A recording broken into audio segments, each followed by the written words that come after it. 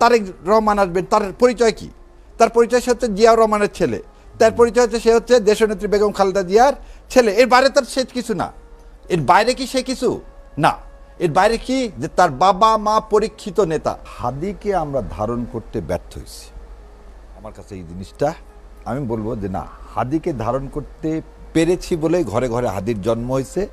এবং আপনি একটা জিনিস চিন্তা করেন, হাদি প্রধানমন্ত্রী না, রাষ্ট্রপতি না, কোনো সেরকম দলের প্রধান না, বহুদিন পর স্বদেশ প্রত্যাবর্তন করতেছেন তাও না।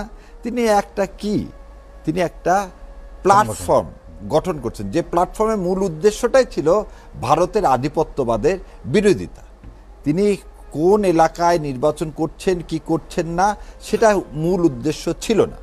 তার ইনকলাব যে মঞ্চ, এবং এই যে ইনকলাব শব্দের অর্থ কি, যে আমরা এখনো স্বাধীন হইনি, আমাদের ভারতীয় আধিপত্যবাদ থেকে স্বাধীন হতে হবে। এটা হয় হাদি মরিয়ায় প্রমাণ করিল হাদি মরে নাই। এটা বলতে বিলাসী বলে একটা শরৎচন্দ্রের একটা গল্প ছিল। সেই ছোট গল্পে বলা হয়েছিল যে কাদম্বিনী মরিয়ায় প্রমাণ করিল যে সে মরে নাই। হাদির অবস্থাটা কেন বললাম, ওই জানাজায় যখন আমি যে দাঁড়ালাম, তখন মানুষের মধ্যে আমি যে আবেগ দেখছি, তখন যদি একটা ডাক দেওয়া হতো, আমি জানি না আপনি ইউনূস সাহেবের যখন বক্তৃতা দিচ্ছে, ইউনূস সাহেব যখন বিচারের ব্যাপারে কিছু বললেন না, তখন যে মানুষের আক্রোশ, এবং তারপরে ইনকলাব মঞ্চের যে মুখ্য সচিব তখন যে ভাষণটা দিলেন, ওখানে যদি খালি একটা ডাক দিত, তাহলে এই বাংলাদেশ তছনছ হয়ে যেত ওই মুহূর্তে। তার মানে হাজার হাজার লোক জীবন দিতে কেউ কুণ্ঠাবোধ করতো না। ওই জন্য আমি ওই দিন বলছি, দিল্লি এসে দেখে যাও, হাদি মরে নাই, লক্ষ লক্ষ হাদির তুমি জন্ম দিয়ে গেছো। সো এই যে ঘৃণার জন্ম দেওয়া হলো, একটা ভুল। কি একটা ভুল? শেখ হাসিনাকে একটা মনস্টারে পরিণত করছে ইন্ডিয়া। সে একটা ভুলের জন্য আজকে ইন্ডিয়া, পুরা আমাদের দেশ আজ ইন্ডিয়া বিরোধী হয়ে গেছে। দ্বিতীয় যে কথাটা আমি বলতে চাই সেটা হচ্ছে ব্যর্থতা কারের আগে। ওই যে আমার বোন আর একটা জিনিস বললো, প্রথম আলোদের শোনেন, শেখ মুজিব বলে গেছে তো চার্টার দল রেখে গেছে, চার্টার দল রেখে গেছে বলছে, যে চার্টার দলের উৎকৃষ্ট উদাহরণ হচ্ছে ডেইলি স্টার আর প্রথম আলো। এদের কাজই হচ্ছে চাটা। সো এর চেয়ে আর বেশি আর কিছু বলবো না। এবার দ্বিতীয় কথা আসি, ব্যর্থতা কার। ভাই বললেন হাদি ছোট বড়। শোনেন, ইংলিশে একটা কথা ছিল অলিভারের, size is does not matter but chopping a wood. ও একটা খুব ছোট মানুষ ছিল, ও কাটতে পারবে কিনা, এটা হচ্ছে বোধহয় ইন্টারমিডিয়েট আমরা পড়ছিলাম। সো আদর্শ ধারণ করতে আপনারা 53 বছর রাজনৈতিক দলগুলো আদর্শ ধারণ করতে ব্যর্থ হয়েছেন। জামাতে ইসলাম, বিএনপি সহ সমস্ত রাজনৈতিক দল এই মনস্টারকে 15 বছরে নামাতে ব্যর্থ হয়েছেন। একটা বালির ট্রাক পর্যন্ত সরাতে পারিনি আমরা। সেখানে হাদির মতো, এই আমার বোনের মতো, এরাই আবাবিল পাখির মতো এসে এই জাতিকে মুক্ত করছে।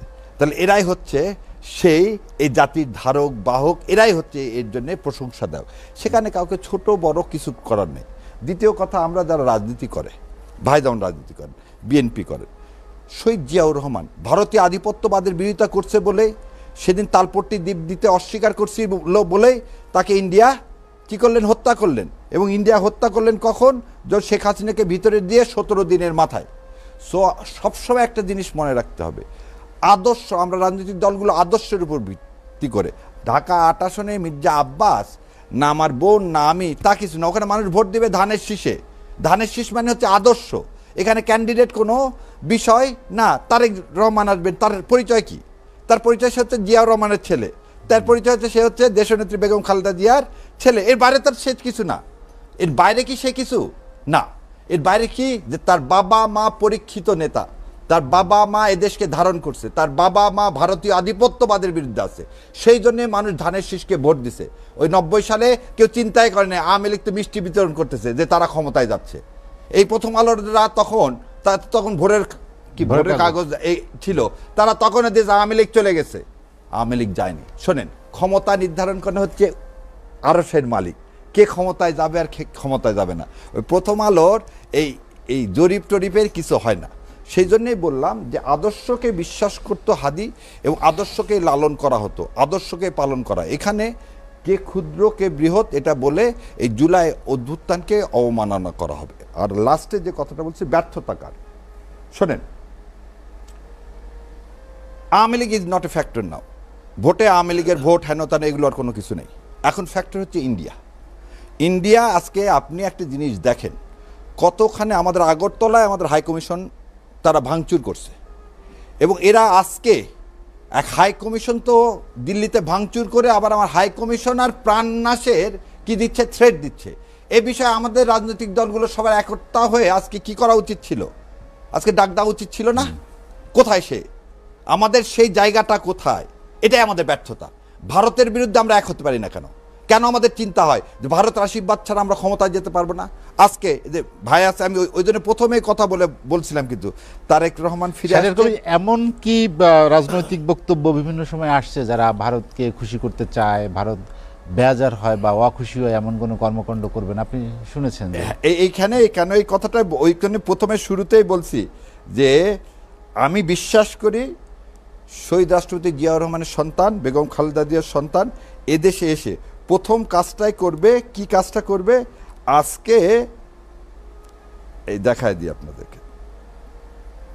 আনন্দবাজার পত্রিকায় যে কথাটা আসছে যে তারেক রহমান 3টা চুক্তি করে এদেশে আসতেছেন, উনি এসে প্রথমেই এই বক্তব্যটাই দিবেন যে ভারতের কাজ হচ্ছে আমাদের স্বাধীনতাকে বিকৃত করা, ভারতের কাজ হচ্ছে ন্যারেটিভ তৈরি করা যেটা অসত্য, এবং আমাদের জীবনে যতদিন হাদির মতো রক্ত আছে আমরা ভারতের আধিপত্যবাদের বিরোধিতা করে দেব। আর এই ইলেকশন যে বললেন, ইলেকশন প্রথমেই বললেন না ভোট করতে দিতে চায় না কে? আপনি একটা জিনিস বলেন তো, এই যে বললে আমি শস্যের মধ্যে ভোট, এই যে বোন সব বলছে, আমি আর ওই জন্য কিছু বলবো না। সমস্ত মানুষ 14-15 লক্ষ মানুষ ভুয়া বলে চিৎকার করে উঠছে, তার লজ্জা হয় না? যে সন্তানেরা তাকে জড়ায় ধরতো সবসময়, সেদিন তো সমস্ত ছেলে পেলে কাঁদতেছিল, তারা তো যে আসিফ নজরুলের বুকে মাথা দিয়ে কাঁদেনি, তাহলে তিনি ওই চেয়ার আঁকড়ায় ধরে আছেন কেন? কি কারণে, কি স্বাদ ওখানে?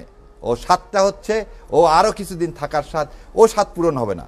ভোট আমরা 5 থেকে 8 তারিখে যেমন এই দেশকে পাহারা দিছি, আমরাই পাহারা দিয়ে এই ভোটটা করবো ইনশাল্লাহ, কারণ ভোট ছাড়া কোনো অল্টারনেটিভ ওয়ে নাই আমাদের সামনে, এবং ভারতীয় আধিপত্যবাদকে এই ভোটের মাধ্যমে আমরা পরাজিত করব ইনশাল্লাহ। শাহরিয়ার কবির, যদি সর্ষের মধ্যেই ভূত থাকে, ভালো ভোট কিভাবে করবেন, উদাহরণ সৃষ্টি কিভাবে হবে? এই এখনই বলে দিলাম, 5 তারিখ থেকে 8 তারিখ পর্যন্ত তোর সরকার ছিল না, বলছিল যারা যে এই সরকার পড়ে গেলে দুর্ভিক্ষ হবে, হয়নি আল্লাহর ইচ্ছে ইনশাল্লাহ।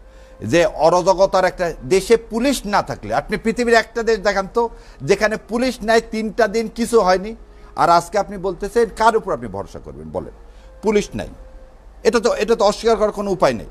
আপনি এই আর্মি, নেভি, এয়ারফোর্স কার কত জায়গায় দিবেন?